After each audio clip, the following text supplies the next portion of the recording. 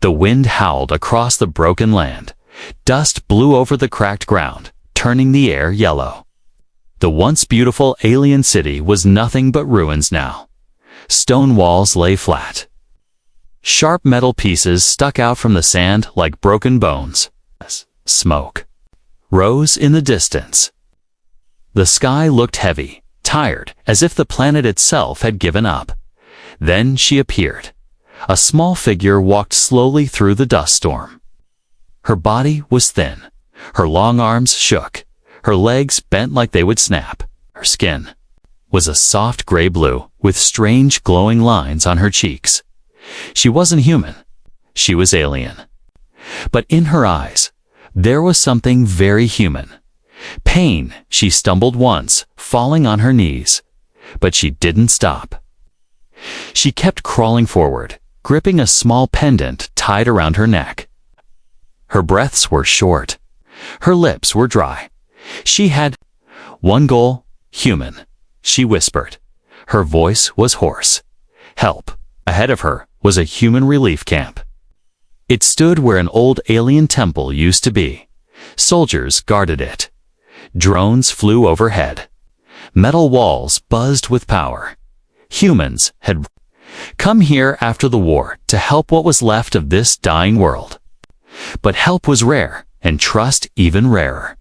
She reached the edge of the camp and collapsed. A human soldier spotted her. "Sir," he shouted. There's a kid. Alien female, barely alive." Two more soldiers rushed over. They aimed their rifles at her. She didn't move. Just raised her hand weakly. Her fingers trembled.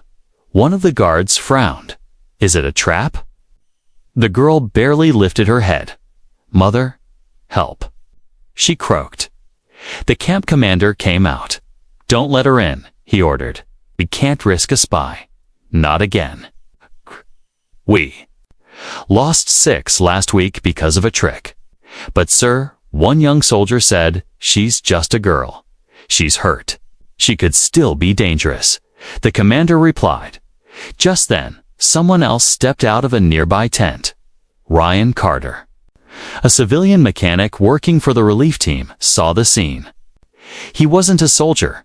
He wasn't special. He fixed power cores, solar shields, and cooking units.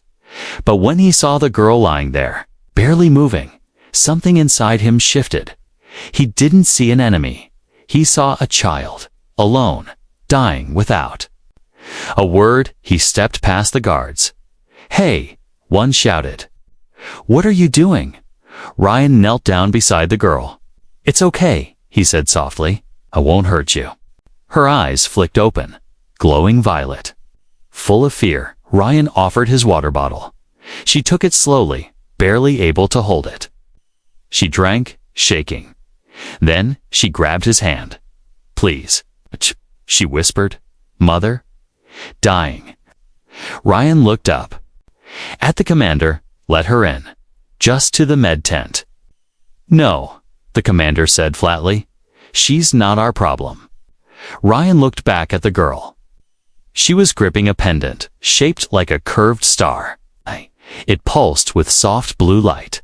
He gently touched it. "What's this?" She pressed it into his palm, eyes pleading. Ryan took a deep breath. "If you won't help her," he said to the guards, "then I will." The soldiers hesitated. One muttered, "You'll get yourself killed." "Maybe," Ryan said, lifting the girl into his arms, "but I'd rather try than do nothing." The girl's head rested against his chest. Her body was cold. The commander turned away. "Don't come crying when it goes bad." Ryan carried the girl toward a quiet storage room near his tent. He laid her on a soft mat and wrapped her in a blanket. "Can you understand me?" he asked. She nodded slowly. "What's your name?" She pointed to herself. "Kari." "Ryan," he said with a small smile. Her lip trembled. Then she whispered, "Mother, ... trapped, sick. You help. Only you." "Me?"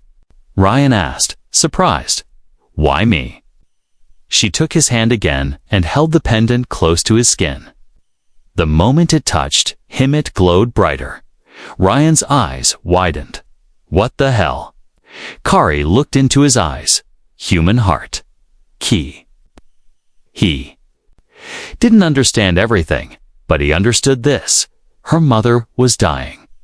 And somehow, Ryan was part of the only chance she had. Ryan sat beside Kari, watching her sleep. Her breathing was slow, but steady. Her thin arms were wrapped tightly around the pendant, as if she feared it might vanish in the night. She looked peaceful, but also broken, like someone who had carried pain for too long. Outside the storage tent, the human camp stirred. Generators hummed. Drones buzzed in the air. Soldiers trained. Medics moved between tents, carrying reports and supplies. But no one came to check on Kari. She was still seen as a threat. Ryan's hand touched the pendant again. It pulsed faintly, warm to his skin. He didn't understand how, but every time he touched it, Kari seemed calmer. It was like the pendant knew he meant no harm. He had seen many strange things since the humans came to this planet. Old alien machines that ran on emotion. Doors that only opened when you spoke truth. But this was different. This was personal. Kari woke slowly. Her violet eyes opened and locked onto Ryan. "You stayed," she whispered. "Of course I did," he said softly. "I said I would help." She tried to sit up. Pain shot through her body, and she winced. Ryan helped her gently. "Easy, my mother," she said. "Still trapped. We must go." "Where is she?" Kari raised her arm and pointed toward the mountains. Jagged black peaks stood far in the distance, hidden under thick clouds. Ryan frowned. "That's 2 days of walking, maybe more." Kari nodded. "We go now. You're in no shape to walk." Her eyes became sharp. "If we wait, she will die." Ryan sighed. He looked toward the camp entrance. He knew the commander would never approve. He'd say it was a waste of time, too dangerous, not worth it. But Ryan had already made up his mind. He packed supplies, water, food packs, a flashlight, a med kit, and a heating blanket. He also found an old pulse pistol from a crashed transport. It was weak, but it might scare off wild creatures. He turned to Kari. "If we do this, it's you and me." Kari gave a small nod. "I trust you." Before leaving, Ryan left a short message on his datapad. "Going to help someone who needs it.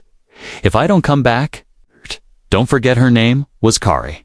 Then they left the camp. The land beyond the walls was silent. No birds, no wind.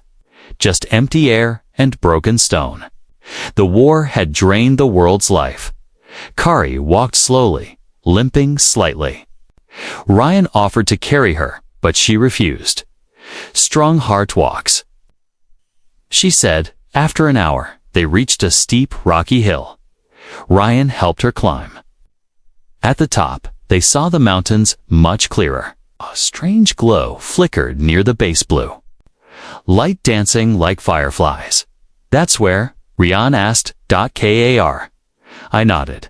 "The nest?" They kept moving. As the sun dipped below the sky, the cold rose fast. Ryan set up a small heater behind a fallen wall and unwrapped the blanket for Kari. She looked at him strangely. "You give warmth? To enemy?" she asked. Ryan smiled. "You're not my enemy." She tilted her head.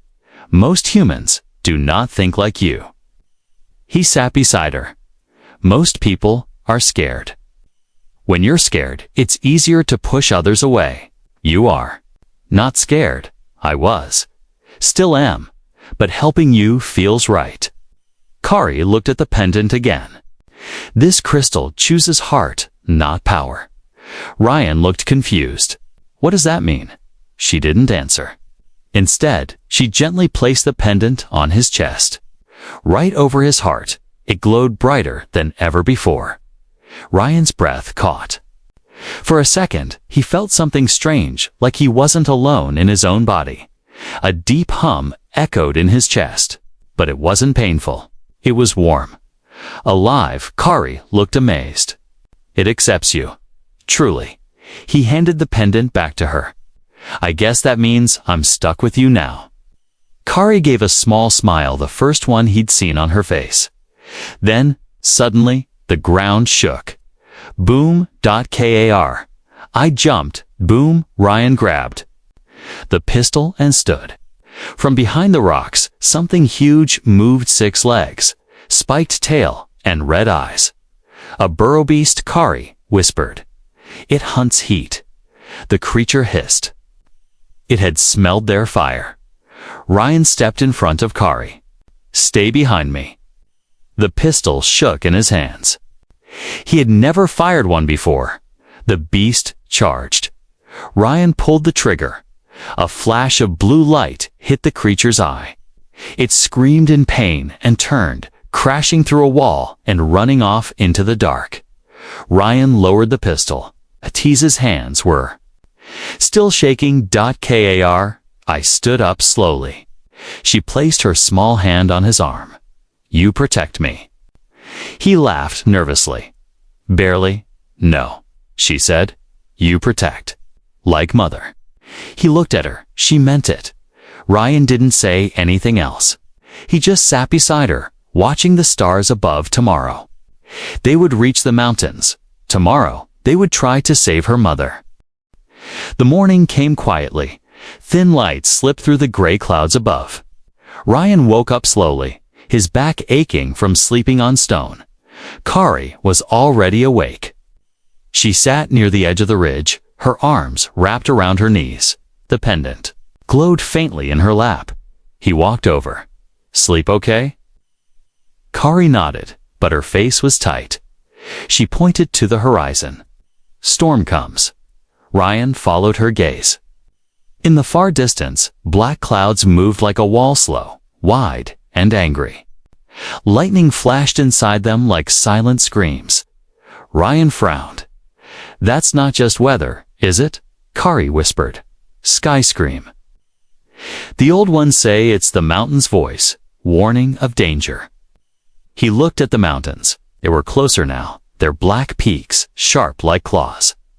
The strange blue glow from the night before still shimmered at their base, live, flickering. We need to move fast, he said. They packed their supplies and started the climb. The path was broken and steep. Sharp rocks stabbed through Ryan's boots. The wind grew colder as they climbed higher. Sometimes Kari had to crawl, using both hands to pull herself up. Ryan helped her when she slipped. He never let her fall far. For a while, they said nothing. The only sounds were the crunch of stone and the whisper of wind. But Kari finally broke the silence. My mother. Her name is Ilari. Ryan nodded. What happened to her? Kari swallowed hard. She took my sickness into her, gave her strength to me. That is our way. A mother gives even her own life. Ryan paused. She did that. For you? Kari nodded, eyes wet. She told me to run. I ran. Found the pendant. Found you. Ryan was quiet. The pendant had called to him. It had chosen him. But why? They climbed higher. The blue glow grew brighter, then the wind screamed. The storm hit without warning. Rain slammed down in cold sheets. Thunder cracked across the sky. The mountain shook under their feet. Ryan grabbed Kari's hand and pulled her behind a large rock. We can't climb like this, he shouted.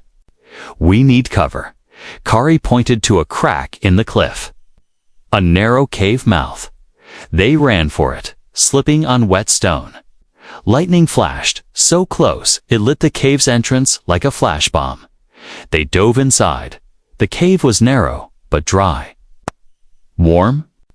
Even the walls shimmered faintly with glowing moss. It smelled like wet earth and old secrets. Ryan sat down, breathing hard. Kari lay beside him, soaked and shivering. He pulled the blanket from his bag and wrapped it around her. She looked at him. You should take it. He shook his head.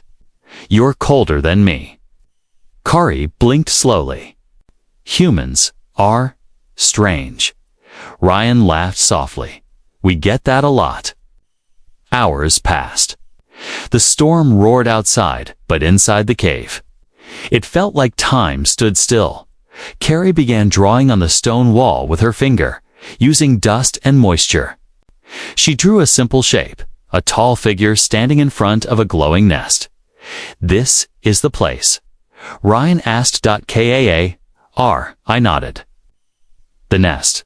My people are born there. But if a heart is weak, the nest rejects. Ryan pointed to the tall figure in the drawing. That's your mother. Kari shook her head. That is you. Ryan stared at the drawing. Me? Why? The nest tests the heart, she said.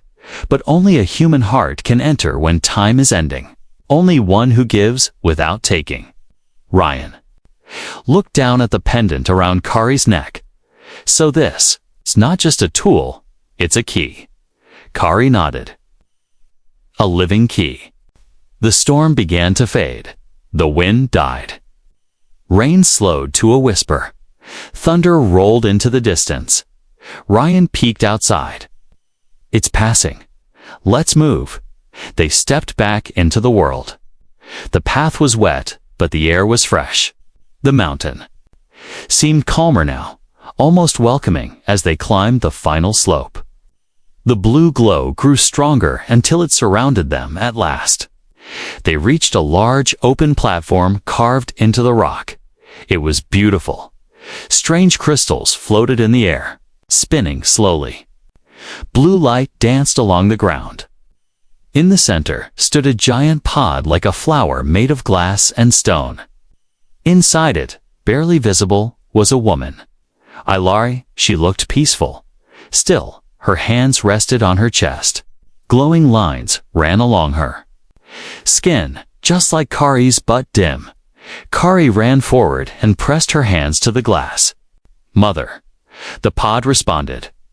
A low hum vibrated through the stone. The crystals began to shift and rotate faster. Ryan stepped forward slowly. Kari turned to him. This is the test. You go alone. Place the pendant on the heartstone. She pointed to a stone slab glowing beside the pod. Ryan nodded, swallowing his fear as he stepped onto the platform. The crystals changed color: gold, then red, then deep purple. The ground trembled. Ryan placed the pendant on the heartstone. A wave of heat burst out, slamming into him. He dropped to his knees, gasping. His chest burned not with fire, but with memory. Every pain he had ever felt, every choice, every fear, every moment of kindness. The nest was reading him, testing him. He gritted his teeth. I won't leave her. I won't walk away. The light flared blinding and warm. Kaar, I shouted. It's working. Ryan's vision blurred. He reached for the heartstone one last time. Then everything went white. Ryan gasped for air. His hands shook. His heart pounded in his chest like a drum. He lay on the cold stone, sweat dripping from his face, even though the mountain wind was icy. The white light that had swallowed him was gone now. In its place was soft blue, glow gentle, steady. Kari rushed to his side. You're alive.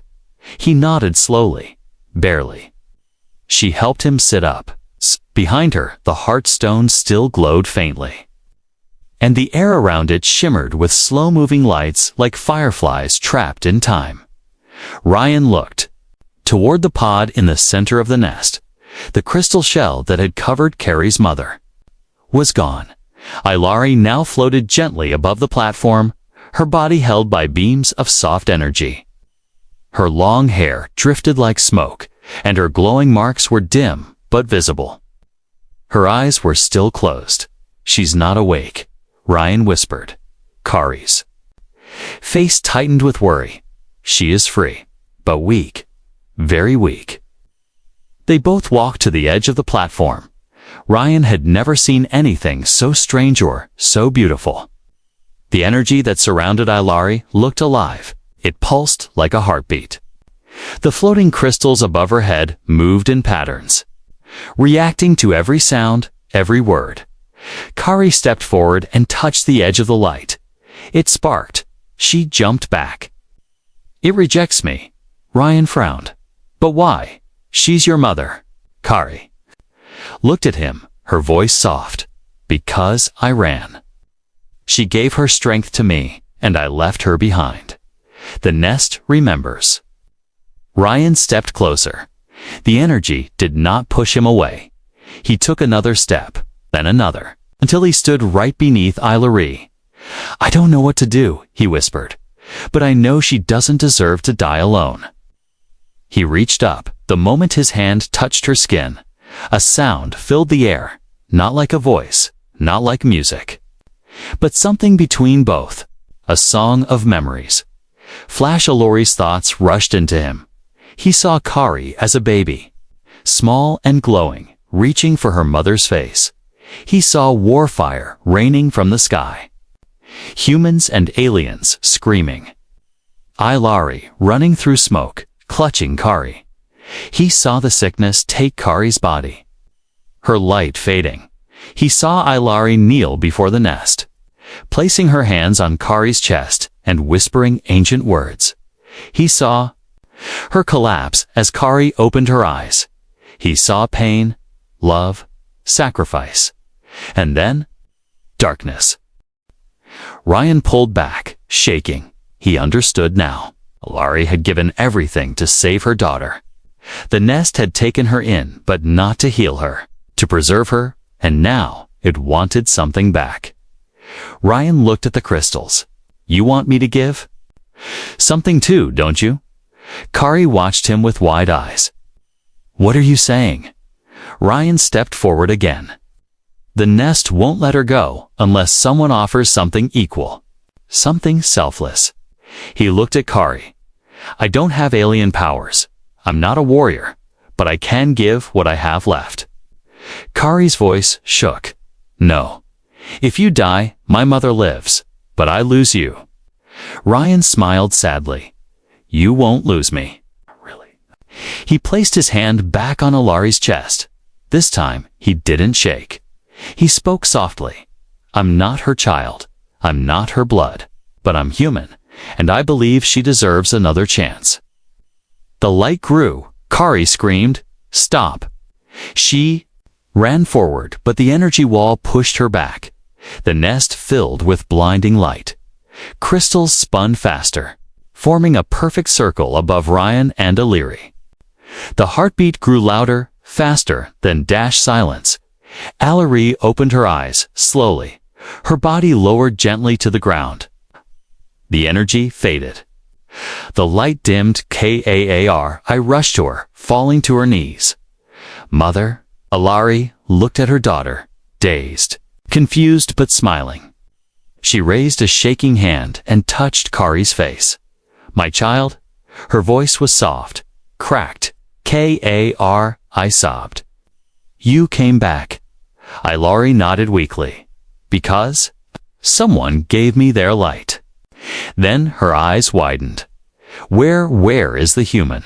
Kari turned. Ryan was lying still, motionless. I crawled to him. No. She shook his shoulders. Wake up. His eyes didn't open. His face was pale. The pendant around his neck had turned dark, its glow gone. You can't leave me, she cried. You didn't even say goodbye. Ilari pulled herself toward them. She placed her hands over Ryan's chest. Her fingers glowed dimly. I can't bring back what was given freely, she whispered. But I can share what I was given. She leaned down, pressed her forehead to Ryan's, and closed her eyes. A soft pulse echoed through the nest. Then Ryan coughed. He gasped and sat up, blinking. What happened? Kari threw her arms around him. You idiot. You nearly died. He looked at her, dazed, then smiled. But your mom. She's okay. Kari nodded through tears. She's okay, 'cause of you. Ilari, still weak, sat beside them both. She looked at Ryan. You carry a rare heart, one we thought only legends spoke of. Ryan shrugged. I'm just a mechanic. No, Ilari said. You are the reason my daughter lives, and I live. She reached into her robe and pulled out a new crystalline, pale white stone. She handed it to Kari. This is his now. Let it guide him when the path is dark. Kari looked at Ryan. Wherever you go, I follow. Ryan stared at the nest. He didn't know what came next, but he knew this. He was no longer just a visitor on this world. He was part of it. Asterisk. Ryan's hands were still trembling, even after everything, the light, the sacrifice, the awakening. He didn't feel like a hero. He felt broken, like something inside him had been taken and only partly returned. The mountain wind brushed over his skin, but the cold didn't bother him. His heart was too heavy for that. Ilari sat resting near the heartstone, her back against the glowing pillar. Kari knelt beside her, watching every breath, every movement, as if afraid her mother would disappear again. Is she okay? Ryan asked. Kar. I looked up. She is alive, but not strong. Not yet. Ryan stepped closer. Can we take her down the mountain? Kari shook her head. The nest will not let her leave, not until the old trial is complete. Ryan blinked. Trial. Ilari opened her eyes slowly. Her voice was weak but clear. Yes, a final test. One more offering. From you. Ryan frowned. I already gave you everything I had. My strength, my energy. Ilari nodded. And it brought me back. But the nest does not just give life. Demands proof. It needs your blood. Ryan took a step back. Wait. Like actual blood. Kari stood quickly. You don't have to do it. You've done enough. Ilari coughed. He must choose freely. The nest only accepts what is given from the heart. Ryan looked at them both, then at the heartstone. The crystal beside it now glowed red, not blue like before. He stepped toward it slowly. What kind of trial is it? Ilari pointed. Place your hand on the bladestone. It will test your truth. Ryan saw it now. Beyond the heartstone, embedded in the ground, was a narrow crystal blade. It pulsed faintly with red light. It didn't look sharp, but something about it made his skin crawl. Kari stood in front of him. Oh, you don't need to do this. We can find another way. Ryan looked into her eyes. I said I'd help. I meant it. He walked past her. The bladestone was warm to the touch. Ryan knelt and placed his hand on the flat crystal surface. The moment his skin touched it, the red light wrapped around his arm like fire, but there was no pain. Not yet. Then a voice echoed in his mind. Do you give your blood, your truth, your trust? Ryan swallowed hard. Yes. The blade rose slowly. It hovered just above his wrist, then bleed with purpose. Suddenly, the crystal tip sliced across his palm, clean, smooth, and glowing. Ryan gritted his teeth. It wasn't deep, but it was enough. Blood dropped onto the heart-stone. Kaa. I gasped. The blood didn't stain the stone. Instead, it vanished into the surface like water. On dry ground, the light turned from red to gold. A deep hum filled the air. The floating crystals above the nest turned as one, forming a perfect ring. The voice returned. The heart is honest. The blood is pure. The bond is real. Kari ran to him, wrapping his bleeding hand with cloth. You're insane, he chuckled. Oh, probably. Then something incredible happened. The heartstone cracked open. Inside it, a seed floated, a small, glowing orb, pulsing softly. Ilari gasped. That is the core, the nest's gift. Kari helped her mother stand. Ilari approached. The orb and took it gently in both hands. With this, I can finish healing. But more than that, I can restore what was lost. Ryan blinked. Like the city, Ilari nodded. The ruins, the land, the trees that once fed us. This seed can bring it back. Ryan looked around. Then we're not just saving you, we're saving your people. Kari held his hand tighter. You did this, she said. Ryan shook his head. We did. As they left the nest, the sky had changed. The dark clouds had vanished. The air felt warmer, softer. The sun peeked through for the first time since Ryan arrived on this world. They climbed down the mountain slowly. Ilari leaned on her daughter. Ryan walked beside them, his hands still wrapped, blood drying into the cloth. At one point, Kari stopped and looked back at the nest. It has slept for centuries, she said. Not anymore, Ryan replied. As they neared the edge of the cliff, a drone buzzed overhead. Ryan looked up. That's one of ours. Kari looked worried. Will they shoot? No, Ryan said. They'll send help. The drone blinked twice, scanning all three of them. Then it zipped away. Ryan smiled. Rescue's on the way. Kari leaned, her head against his shoulder. You trusted when no one else did, she said. You bled for someone you didn't even know. Ryan looked out across the land toward the ruins, the wind, the far-off stars. He didn't say anything, but deep inside, he felt it. Something had changed forever. The rescue ship arrived at sunset. It was small, just a 2-seat scout craft from the human camp, but for Kari, it looked like a miracle. The silver wings glowed under the orange sky, and soft lights lit the path through the rocks. Ryan leaned against a tree stump, his body weak, his hand wrapped tightly in fresh bandages. His legs shook beneath him. He didn't say anything as the ship landed. He just stared at the open ramp. You need rest, Kari said softly. Ryan nodded, barely. Just a few minutes. The soldier who stepped out of the ship was young. Confused? You're Ryan Carter. They said you went missing. Ryan smiled faintly. I found something more important. The soldier looked at Kari and Ilari, unsure what to say. Ryan added, they're coming with us. Is she ... friendly? The soldier asked, nodding toward Ilari. Kari stepped forward. She's a mother who gave everything. You should show her respect. The soldier blinked. Right. Sorry. Kari helped Ryan onto the ship. His steps were slow.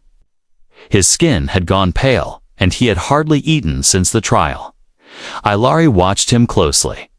He gave too much. His spirit burns low. Kari felt it too. His energy was dim. His eyes struggled to stay open. And when the ship finally lifted into the sky, leaving the mountains behind, Ryan closed his eyes and didn't open them again. Ryan, Kari whispered. She sat beside him in the ship's med seat, holding his arm. No response. His breathing had slowed. Ryan. She shook him gently. Still nothing. Kari looked to the young pilot. How long to camp? 10 minutes, the soldier replied, checking the nav screen. Just hold on. Kari was already crying. Ilari moved closer. Her hands hovered over Ryan's chest. His light flickers. Kari sobbed. He gave everything. Just like you did for me. Ilari touched her daughter's cheek, and I was brought back so I could give again. She reached into her robe and pulled out the crystal Kortha gift from the nest. Use it for the city, Kari said. Don't waste it on Ilari, shook her head. No, he saved a city. I will save him. She placed the cord gently. On Ryan's chest, it began to glow. Inside Ryan's mind, there was only cold. He felt like he was floating in a black sea. No sound, no sky, just drifting. His body felt far away. His name further still.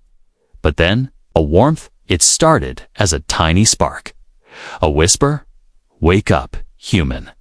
He heard it again. "You've been chosen once. Now, be chosen again." Then lights off, and gold wrapped around him like a blanket. He gasped. His body arched in the med chair. Air rushed into his lungs. The ship's lights flashed. "Kaar!" I shouted. "He's awake." Ryan's eyes opened. The first thing he saw was Kari crying, smiling, holding his hand. "You scared me," she whispered. He blinked slowly. "Where are we?" "Almost home," she said. "Almost safe." Ilari sat beside him, her face calm but tired. "The nest gave you life once. I only returned what you gave first." Ryan looked down at his chest. The crystal was now dark, its light used up. "You could have used that to heal your people," he said. Ilari smiled faintly. "A city can be rebuilt, but a heart like yours may never come again." The ship landed gently outside the camp gates. Humans rushed out, shocked to see Ryan alive and bringing alien guests. The commander looked furious at first. "You risked your life for them?" Ryan stepped forward, still weak, but standing tall. "I didn't risk my life for aliens. I risked it for people." The commander stared at Kari and Ilari. Ilari raised her hand, speaking slowly in broken English. "No more war. Only peace." The camp fell silent. Then a medic stepped forward. "He needs rest." Now, Ryan was taken to the medical tent. Machines checked his vitals. IVs were placed in his arm. He barely stayed awake. Kari sat beside his bed the whole time. She refused to leave. That night, Ryan dreamed of the mountain of the blue light, of the song the nest sang. But most of all, he dreamed of Kari's voice calling him back. He woke before dawn. Kari was asleep in the chair next to his bed, her head resting on the edge of the blanket. He reached out, touched her hair gently. She stirred, then sat up, blinking. "You're still here?" he said. She smiled. "Always." The camp changed after that. Humans began working with a few remaining alien families. Kari's people sent word through the mountains, the healer queen. Lives. Old cities stirred. And Ryan. He became a bridge between two worlds. But none of that mattered to him as much as the girl who never let go of his hand. The one who said, "Only a human can help." And was right. 3 days passed. The camp was no longer the same. It wasn't just a place of survival anymore. It had become a place of hope. Alien families who once hid in the shadows now walked freely through the human zones. Children played near the water tanks. Old machines were being repaired with help from both sides.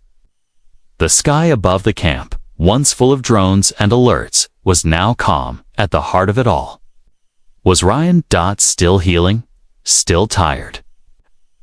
But very much alive. He sat outside his tent in the morning sun, drinking something warm from a tin cup. His hand was still bandaged, and his body still ached, but he didn't care. Not today. Today was special. Kari sat beside him, legs crossed, weaving something.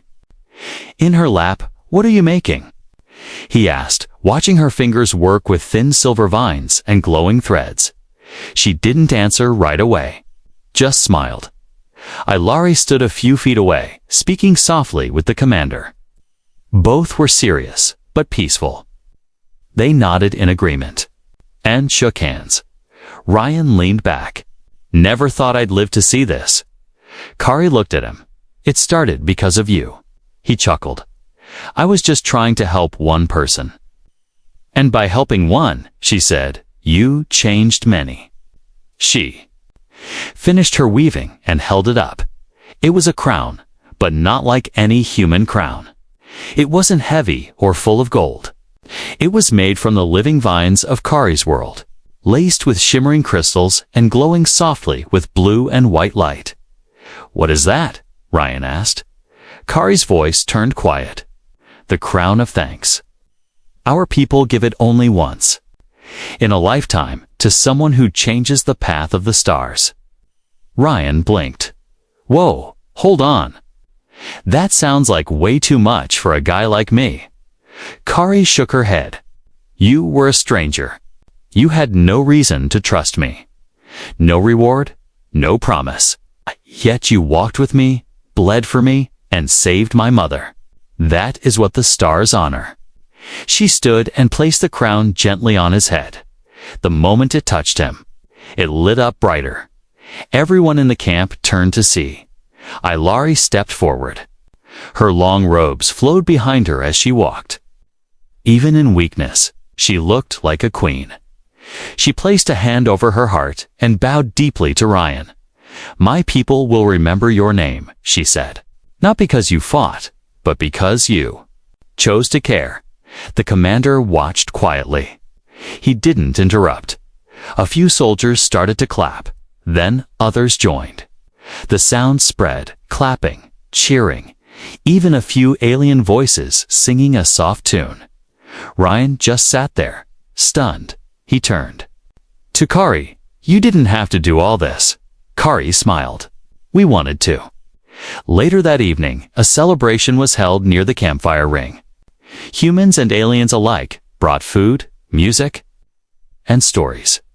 One alien elder told the tale of the human of the Heartstone, adding bright sparks from her hands as she spoke.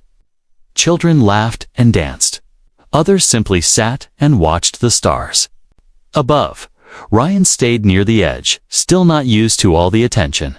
Kari joined him quietly. Handing him a warm plate, he looked at her. "You know, when I first saw you, you couldn't even stand. You were half-starved and scared." Kari nodded. "And you were just a mechanic. A quiet one." They both smiled. Then she said softly, "But you were never just anything." Ryan looked at her and said, "You saved me too. You know that, right?" She tilted her head. "How?" "I'd forgotten what it felt like to matter," he said. "To be needed, to be human." Kari reached for his hand. Then we saved each. A few days later, Ryan stood at the edge of the camp. Ilari and Kari were preparing to leave for the Eastern Valley, where Kari's people were rebuilding their oldest city. The nest's seed was safe in Ilari's care. It would bring new life to the ruined land. "Are you sure you don't want to come?" Kari asked. "There's room for you." Ryan looked at the shuttle, then at the camp. "I need to stay a little longer," he said. "Help finish what we started here. Fix a few more generators. Train a few more hands." Kari nodded slowly, trying not to look sad. She stepped forward and hugged him tightly. "Then promise me you'll come later." He smiled. "As soon as the lights work and the water stops leaking." She grinned. "I'll hold you to that." Before she walked up the ramp, she turned one last time. "You still wear the crown." He touched his head and laughed. "Not during repairs, but maybe at night." Kari gave a final wave. "Goodbye, Ryan." "No," he said. "Not goodbye. Just see you soon." The ship lifted into the sky, and Ryan watched it until it became a star.